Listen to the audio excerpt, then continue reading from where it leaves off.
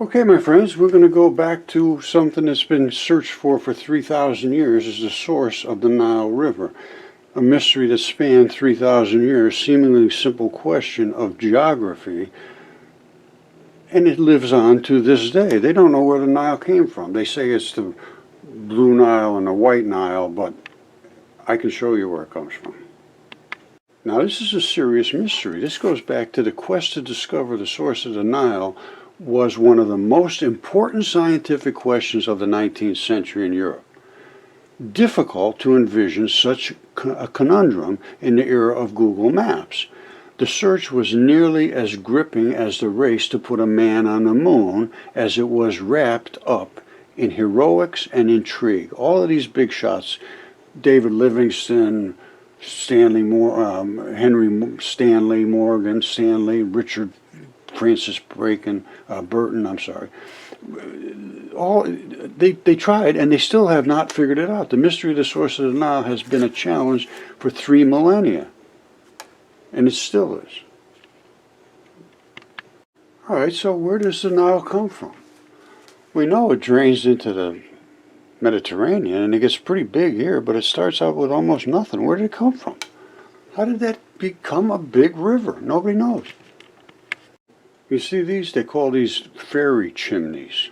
Well, let me show you what they actually are. See that? That's what those fairy chimneys are. That's an intestine. All right, I'm just going to cut right to the chase.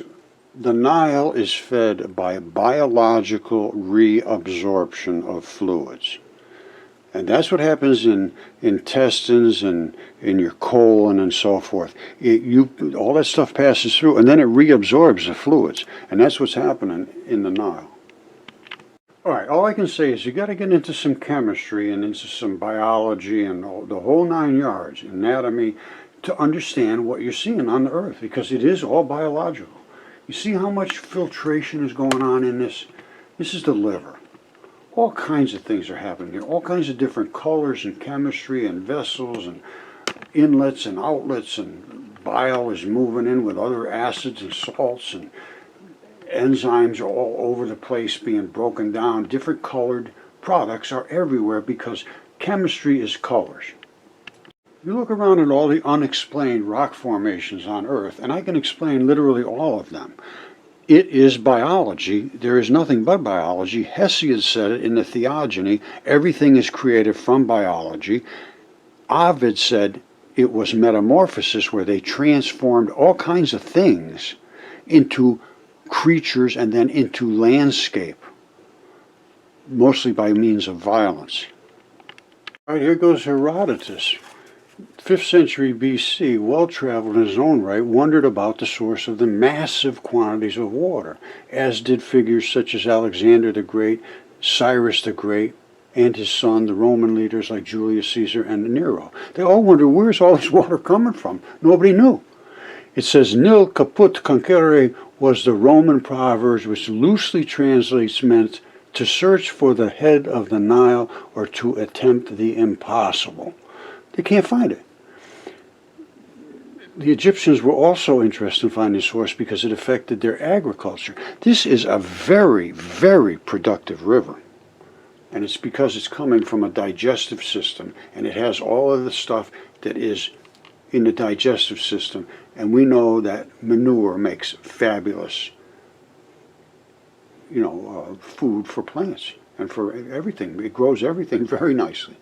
All right, I think we should go back to the beginning and start to reread what Hesiod wrote and Ovid. They all wrote about the earth being created from bodies of creatures. Ovid begins the metamorphosis by invoking the gods. He asks them to inspire his work, which opens with the creation of the world and continues to the present day, which was Julius Caesar's time, and is about the transformation of bodies. After this short prayer, Ovid describes the birth of the world, A creator separated earth from heaven, sea from land, lighter air from heavier air. He then made beings to inhabit these new spaces. Gods and stars filled the heavens, fish the sea. All of this was made by gods. Okay, we need to start over again and relook at all of the ancient texts. Metamorphosis was written right about the time of Julius Caesar. I think it was like 8 AD, somewhere around there. But it goes back to Hesiod and Herodotus and all the people that wrote through history. He compiled everything together. And what it ends up being is that they all knew that the earth was a biological creature at one time. It says, metamorphosis, here he is. I intend to speak of forms changed into new entities. Accompanying this theme is often violence inflicted upon a victim whose transformation becomes part of the natural landscape.